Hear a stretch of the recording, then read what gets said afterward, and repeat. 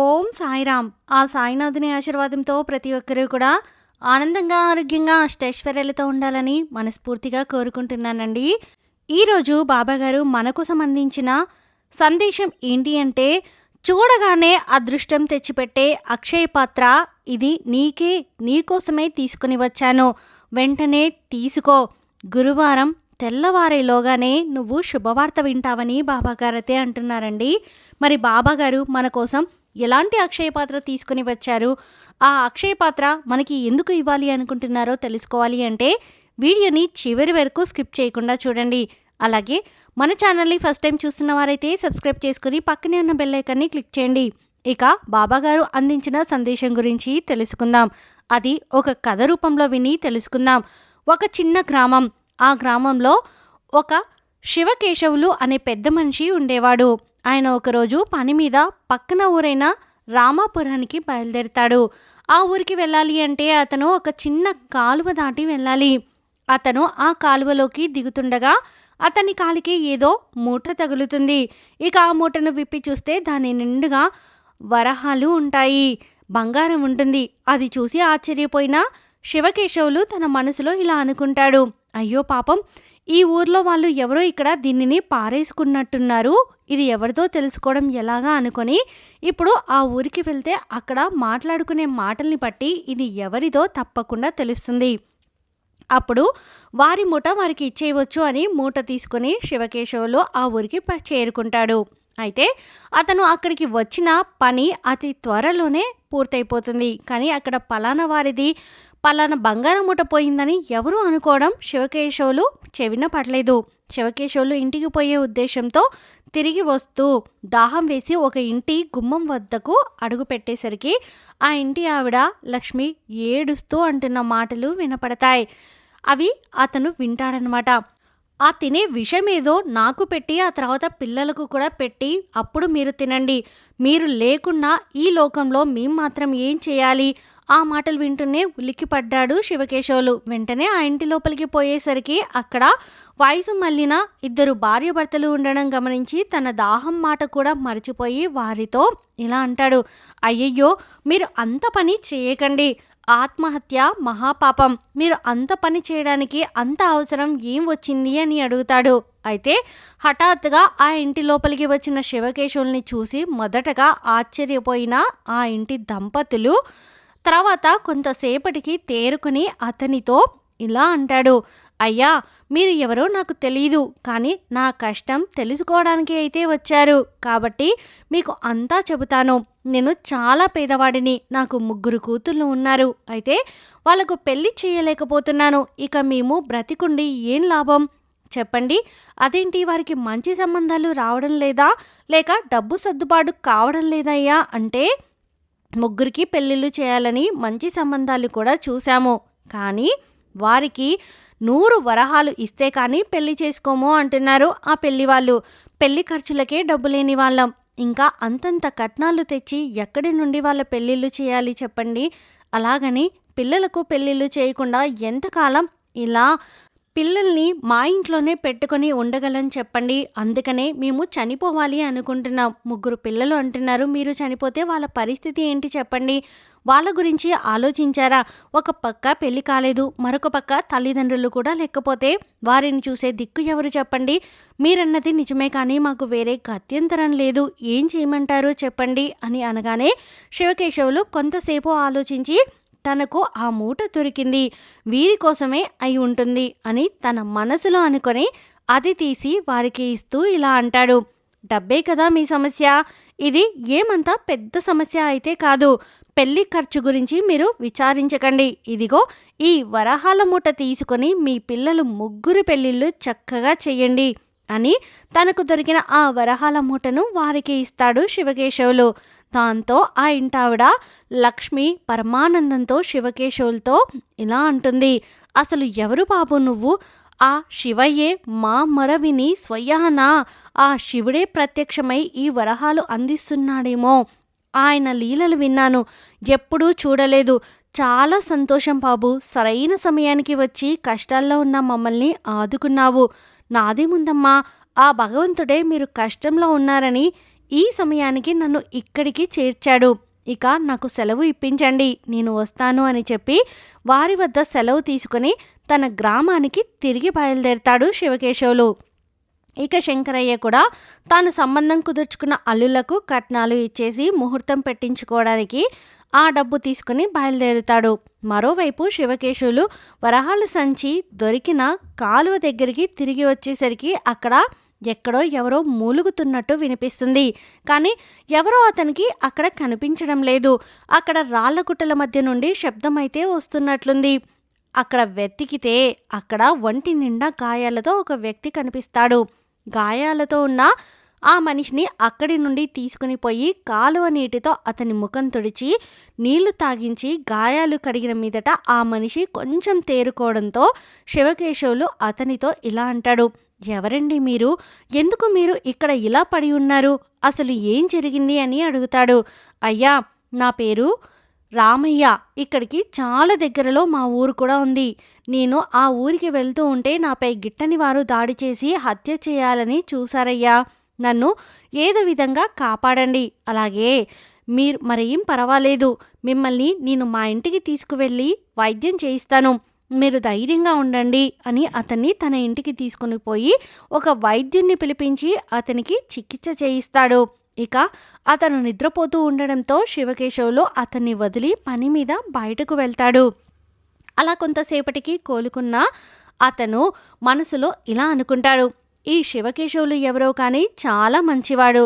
ఇంకా నయం, నేను ఒక పెద్ద మనిషిని కాదు, ఒక దొంగనని ఈరోజు ఉదయం ఒక షావుకారు తన ఊర్లో వసూలు చేసిన వడ్డీ సొమ్ముని నేను ఆ మూటను కట్టి నౌకర్లతో సహా తీసుకొస్తూ ఉండగా నేను ఒక దొంగ కలిసి ఆ కాలువ సమీపంలో ఉన్న రాళ్లగుట్ట చాటు నుండి అమాంతంగా వాళ్ళపైన పడ్డామని, అయితే చావుకారు వెంట ఉన్న నౌకర్లు ఒకళ్ళు తన చేతి కర్ర తిప్పి కొట్టడం వల్ల నేను గాయపడ్డానని, అలా కొంత దూరం వచ్చి ఆ రాళ్లగుట్టల మధ్య పడి ఉన్న సంగతి ఇతనికి కనుక తెలిస్తే అమ్మో, నన్ను ఈ ఊరి నుండి ఈ గ్రామాధికారికి అప్పచెప్పేస్తాడు. అయితే వెంటనే నేను ఇక్కడి నుండి వెళ్ళిపోవాలి. ఆ రోజు ఉదయం జరిగిన ఆ సంఘటనలో మరో దొంగ అక్కడి నుండి తప్పించుకుని పారిపోతాడు. అయితే ఆ గల్లంతులో అక్కడ పడిపోయిన ఒక మూట శివకేశవులకి దొరుకుతుందన్నమాట. ఇక్కడ షావుకారు తీరా ఇంటికి వెళ్ళి చూసుకుంటే తాను తెచ్చిన మూటల్లో ఒక మూట కనిపించకపోవడంతో ఫిర్యాదు చేయడానికి ఆ ఊరిలోని జమీందారు దగ్గరికి వస్తూ ఉంటాడు. అయ్యా, నా మూట ఒకటి కనిపించడం లేదు, కొందరు దొంగలు అడ్డగించారు. అయితే వాళ్ళు మా దగ్గరలో ఉన్న మూటల్లో మాకు తెలియకుండా ఒక మూటని కాజేశారు. కొంచెం వాళ్ళని గుర్తించి నా సొమ్ము నాకు అందేలా చేయండి. ఏంటి, మన ఊరిలో దొంగలు పడ్డారా? వెంటనే మన గ్రామంలో ఎవరు ఈరోజు ఎక్కువ మొత్తంలో ఖర్చు పెట్టారో మొదటగా ఆరా తీయండి అంటూ తన మనుషులని పిలుస్తాడు జమీందారు. అతని ఆదేశంతో ఆ గ్రామంలో విచారించి కొంత సమయం తర్వాత తిరిగి వచ్చిన ఆ పనివాడు తన జమీందారు దగ్గరికి వచ్చి ఇలా అంటాడు, అలా ఒక వ్యక్తి తన 3 కూతుళ్లకు పెళ్లిళ్ళు కుదిరాయని అతని అల్లుళ్ళకి చాలా పెద్ద మొత్తంలో డబ్బులను అందించారయ్యా. అతను చూస్తే చాలా పేదవాడు, కానీ అంత మొత్తంలో డబ్బు ఎలా సమకూర్చాడో తెలియదు. మరి అవునా? అయితే ఇంకా అనుమానం ఏముంది?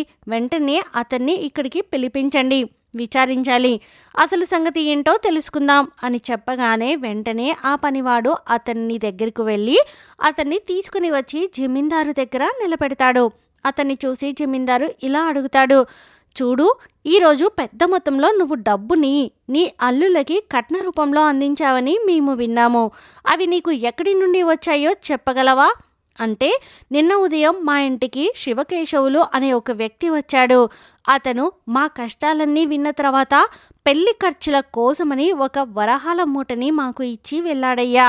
అతను ఇచ్చిన సంచి ఇంకా నా దగ్గరే ఉంది. ఇదిగో ఆ సంచి అని అతని దగ్గర ఉన్న సంచిని జమీందారుకు చూపిస్తాడు. అది చూస్తే షావుకారు వేసుకున్న గుర్తు కూడా ఉంటుంది. అది చూసి అక్కడే ఉన్న షావుకారు తన సంచిని గుర్తుపట్టి ఇలా అంటాడు, అయ్యా, ఇదిగో ఇది నేను పోగొట్టుకున్న ఆ వరహాల సంచి. ఒక దొంగ వెధవ ఎంత పని చేశావురా? అన్నంత పని చేసి అతన్ని కొట్టడానికి వెళుతూ ఉండగా షావుకారుని ఆ జమీందారు ఆపి, మీరు కొంచెం ఆగండి. మీరు ఎందుకు ఏమీ తెలియని ఈ అమాయకుడి మీద ఆవేశపడుతున్నారు? అది తాను దొంగలించలేదని, శివకేశవులు తనకి ఇచ్చాడని నిజం చెప్తున్నాడు కదా. నేను కూడా ఆ శివకేశవుల గురించి చాలాసార్లు విన్నాను. ఇక అతన్ని వదిలేయండి. కానీ ఈ శివకేశవులు దొంగతనాలు చేసి డబ్బు గడించి మంచి పేరు సంపాదిస్తున్నాడు అని పేరు ప్రతిష్టలు తెచ్చుకుంటున్నాడని నాకు తెలిసింది. ఇది ఏమైనా సరే అతన్ని కూడా పిలిపించి విచారిద్దాము అని తన భటులను శివకేశవులు ఉండే గ్రామానికి పంపించి శివకేశవుల్ని వద్దకు పిలిపించి ఇలా అడుగుతాడు. జమీందారు, ఏం శివకేశవులు, దొంగతనాలు చేస్తూ మంచి పేరు కోసం అందరికీ సహాయం చేస్తున్నావా? నువ్వు ఈ శంకరయ్యకి ఇచ్చిన ఈ వరహాల సంచి నీకు ఎక్కడి నుండి వచ్చింది? ఈ సంచి అదిగో ఆ షావుకారు వద్ద నుండి ఈరోజు ఉదయం ఎవరో దొంగలించారు. అంత మాట అనకండి. ఈరోజు నేను ఈ ఊరికి వస్తున్న దారిలో నాకు ఆ సంచి దొరికింది. నేను దీని గురించి తెలుసుకుందాము అని అనుకునే ప్రయత్నంలోనే, ఆరాధిస్తున్న ప్రయత్నంలోనే నేను అక్కడ ఎవ్వరూ కూడా ఈ సంచి గురించి మాట్లాడుకోలేదు. తీరా ఆ సంచిని తీసుకొని ఇంటికి బయలుదేరదాం అని వస్తూ ఉంటే ఇతను కష్టాల్లో ఉన్నాడని, ఆత్మహత్య చేసుకోవాలని చూస్తూ ఉండగా నేను వారిని ఆపి వారిని కాపాడే ప్రయత్నంలో భాగంగానే ఈ సంచిని వారికి ఇచ్చాను. అయితే శివకేశవుల మాటలకు షావుకారు కానీ జమీందారు కానీ నమ్మశక్యంగా అనిపించదు. ఆహా, ఏం చెప్పావు శివకేశవులు? ఇప్పుడు ఈ షావుకారు సొమ్ము 500 వరహాలు ఎవరికో దారాదత్వం అయిపోయింది. దొరికిన సొమ్ము నాకు అప్పగించగా సొంత డబ్బులాగా నువ్వు వాడుకోవడం ఎంత పెద్ద నేరమో తెలుసా? అయ్యా, ఆ సమయంలో వారి ప్రాణాలు కాపాడడం కంటే నాకు ఏదీ గొప్పది అనిపించలేదు. అందుకే ఆ సమయానికి నేను ఆ నిర్ణయం తీసుకున్నాను. దీనికి మీరు ఏ శిక్షను విధించినా నేను శిరసావహిస్తాను. అయితే ఆ వరహాల మూట ఈ షావుకారికి ఇచ్చే వరకు నువ్వు ఖైదులో ఉండాలి. అంతేకాదు, నీతో పాటు ఇతన్ని కూడా ఖైదీ చేస్తాను. మీ ఇద్దరిలో ఎవరు ఆ వరహాలు తిరిగి జమ చేసినా ఇద్దరిని వదిలేస్తాను. అయ్యా, ఇందులో అతనికి ఏమీ లేదు, ఏమీ తెలియదు. ఆ వరహాలు పూర్తిగా ఇచ్చే బాధ్యత నాది. సరే, అతని కోసం అనుభవిస్తానంటే నాదేముంది? నాకు ఎలాంటి అభ్యంతరము లేదు. అలాగే కానివ్వండి. అప్పుడు శివకేశవులు అతని వైపు చూసి ఇలా అంటాడు, నువ్వు నాకు ఒక చిన్న సహాయం చేయగలవా? అయ్యా, ఎంత మాట! మీరు నా కోసం కష్టాలను కొని తెచ్చుకున్నారు. చెప్పండి, ఏం చేయాలో? నువ్వు నా భార్య వద్దకు వెళ్ళి నన్ను ఇక్కడ 500 వరహాల కోసం ఖైదు చేశారని, ఆ మొత్తం చెల్లించేదాకా ఉండాలని చెప్పు. అలాగే మా ఇంట్లో ఒక జబ్బు మనిషి ఉన్నాడు, అతనికి ఏ లోటు రాకుండా చూసుకోమని చెప్పు. తప్పకుండా చెబుతాను. అలాగే మిమ్మల్ని అతి తొందరగా విడిపించడానికి ప్రయత్నం చేస్తాను అని శంకరయ్య తన వల్ల శివకేశవకు పట్టిన దుస్థితికి కంటినీరు పెట్టుకుంటూ అక్కడి నుండి బయలుదేరి ముందుగా తన ఇంటికి వెళ్ళి తన భార్య లక్ష్మితో ఇలా అంటాడు. లక్ష్మి, మనకు సహాయం చేయడానికి వచ్చిన శివకేశవుల్ని ఆ డబ్బు విషయంలో ఖైదీ చేశారు అని అక్కడ జరిగినదంతా వివరంగా భార్యకు చెబుతాడు. అప్పుడు ఆమె ఇలా అంటుంది, అయ్యో, ఎంత పని జరిగిందండి. అయితే మన దగ్గర ఉన్న మిగిలిన డబ్బుని తిరిగి తీసుకుని వెళ్ళి ఇచ్చేయండి. అందుకే వచ్చాను లక్ష్మి. ఆ తర్వాత మన పిల్లల పెళ్ళిళ్ళు ఎలా జరగాలని రాసిపెట్టి ఉంటే అలా జరుగుతుంది. నన్ను కూడా ఖైదీ చేద్దాం అనుకున్నారు, కానీ ఆ శివకేశవులు అంతా తన మీద వేసుకొని వరహాలు తిరిగి ఇచ్చే వరకు ఖైదీలో ఉంటానని చెప్పి నన్ను ఖైదీ చేయనివ్వలేదు. అయ్యో పాపం, మనకి సహాయం చేయడానికి వస్తే ఆయనకు ఎన్ని కష్టాలు వచ్చాయో. సరే లక్ష్మి, నేను ముందు ఆ శివకేశవులు గారి ఇంటికి వెళ్ళి ఆయన భార్యకు కొంత సమాచారం ఇచ్చి తీరాలి. త్వరగా వెళ్ళి రండి, ఆవిడికి సమాచారం ఇవ్వండి. ఎలాగైనా సరే ఆయనను బయటకు తీసుకుని రండి. అలా అంటూనే వెంటనే అక్కడి నుండి బయలుదేరి ఆ గ్రామానికి వెళ్ళి శివకేశవులు భార్య మీనాక్షికి సమాచారం అంతా చెప్పి అక్కడ ఏ ఇబ్బంది రాకుండా జబ్బు పడిన వ్యక్తిని చూసుకోమనే సంగతి చెబుతాడు. అయితే అప్పటి వరకు అక్కడే ఉన్న ఆ మాటలు వింటున్న అతనికి ఒక్కసారిగా కనువింపు కలుగుతుంది. అయ్యో, ఇంత ఆపదలో కూడా నా గురించి మంచి మాటలు చెప్పి ఏ లోటు లేకుండా చూసుకోమన్నారు అంటే శివకేశవులు నిజంగా చాలా ఉత్తముడు, నిజాయితీపరుడు, చాలా గొప్ప మనిషి. సరేనండి, మీరు వెళ్ళి మీ అమ్మాయిల పెళ్ళిళ్ళు చేసుకోండి అని ఆ ఇంటావిడ అంటుంది. అప్పుడు దేవుడి దయ వల్ల 500 వరహాలు పుట్టకపోతాయా? నా భర్త తిరిగి రాకపోతాడా అని అంటుంది. అమ్మా తల్లి, శివకేశవులు ఇచ్చిన డబ్బులు ఇంకా సగం అలాగే ఉంది. ఇక కట్నాల సంగతి జరిగిపోయింది. ఇక పెళ్లి ఖర్చులకు మాత్రమే కావాలి. అవి ఎప్పుడు డబ్బులు ఉంటే అప్పుడు చేసుకోవచ్చు. ఇంకొక 200 వరహాలు సంపాదించగలిగితే శివకేశవులకు ఖైదీ విముక్తి కలుగుతుంది. అలాంటి మాట మనసులో కూడా అనుకోకండి. ముందు పిల్లల పెళ్ళిళ్ళు ముఖ్యం. ఈ మాట మా ఆయన వింటే చాలా బాధపడతారు. ఆయన ఎంతో మందికి సహాయపడ్డారు. ఎన్నడూ స్వార్థమే చూసుకోలేదు అని ఆమె అంటూ ఉండగా అక్కడ వచ్చిన అతను ఇలా అంటాడు. అయ్యా, బండి ఒకటి మాట్లాడతారా? నేను ఇంటికి పోతాను. నా ప్రాణాలు కాపాడిన శివకేశవులు ఖైదీలో ఉంటే నేను అతనికి అతిథిగా ఎలా ఉంటాను అని అంటాడు అతను. అప్పుడు మీనాక్షి, వద్దు బాబు, మీకు ఇంకా తగ్గలేదు. అతన్ని పోవద్దని వేడుకుంటుంది. గాయాలన్నిటికీ కట్టించారు కదమ్మా, ఇంకా మీరు చేసేది ఏముంది? నన్ను వెళ్ళనివ్వండి అంటాడు ఆ దొంగ. దాంతో అతని మాటలు కాదనలేక మీనాక్షి శంకరయ్యను కలిసి దొంగల బండిలోకి ఎక్కించి పడుకోబెడతారు. కాంతయ్యని శంకరయ్యను కూడా ఎక్కమంటాడు. ఆ బండి తిన్నగా దొంగలు ఉన్న ఊరికే వెళ్తుంది. అక్కడికి చేరుకున్న తర్వాత కాంతయ్య శంకరయ్యను బండి వద్దనే ఉండమని చెప్పి తన తోడు దొంగల వద్దకు వెళ్ళి అక్కడ జరిగినదంతా చెప్పి ఒక 500 వరహాలు తీసుకొచ్చి శంకరయ్యకు ఇచ్చి ఇలా అంటాడు. ఇది నా ప్రాణాలు కాపాడినందుకు బహుమానంగా నేను ఇస్తున్న చిరుకానుక అని. ఆ శివకేశవులకి చెప్పండి, వెంటనే అతన్ని విడిపించండి. కానీ ఆ డబ్బు సంచిని అతను ఇవ్వగానే శంకరయ్య తీసుకుని, ఈ రుణం ఎప్పటికీ తీర్చుకోలేమయ్యా, సరైన సమయంలో మాకు సహాయం చేశారు. ఎంతో సంతోషంతో అతనికి నమస్కరించి ఆ డబ్బును తీసుకొని జమీందారు వద్దకు వచ్చి ఇలా అంటాడు. అయ్యా, మీరు అడిగిన 500 వరహాలు ఇదిగో, వీటిని తీసుకొని శివకేశవుల్ని విడుదల చేయండి అని చెప్పడంతో జమీందారు ఆ వరహాలు తీసుకుని శివకేశవుల్ని ఖైదీ నుండి విడిపిస్తాడు.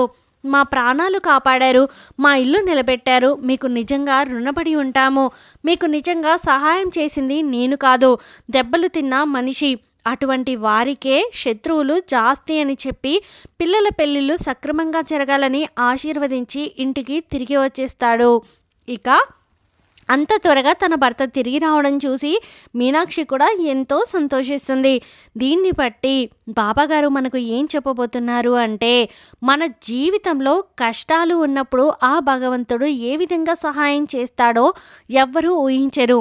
కాబట్టి కష్టాలను చూసి భయపడుతూ కూర్చుంటే వాటి నుండి మనం బయటపడలేము. అలాంటి కష్టాలు ఎన్ని వచ్చినా ఎదిరించడానికి మనకు సాయి శక్తి ఉంది. కాబట్టి ఆ కష్టాలనేవి ఇష్టాలుగా మార్చుకొని సంతోషంగా జీవించడానికి ఈ రోజు నుండి మన కష్టాలను తొలగించుకోవడానికి ప్రయత్నం చేయండి. ఈ వీడియో మీకు నచ్చితే ప్లీజ్ లైక్ చేయండి. మరికొంతమంది సాయి భక్తులకు వీడియోని షేర్ చేయండి. ఫస్ట్ టైం ఛానల్ని చూస్తున్న వారు సబ్స్క్రైబ్ చేసుకుని పక్కనే ఉన్న బెల్ ఐకాన్ని క్లిక్ చేయండి. ఆ సాయినాథుని ఆశీర్వాదంతో ప్రతి ఒక్కరూ కూడా ఆనందంగా, ఆరోగ్యంగా, అష్టైశ్వర్యాలతో ఉండాలని మరొక్కసారి మనస్ఫూర్తిగా కోరుకుంటున్నానండి. సర్వే జన సుఖినో భవంతు. ఓం సాయిరామ్.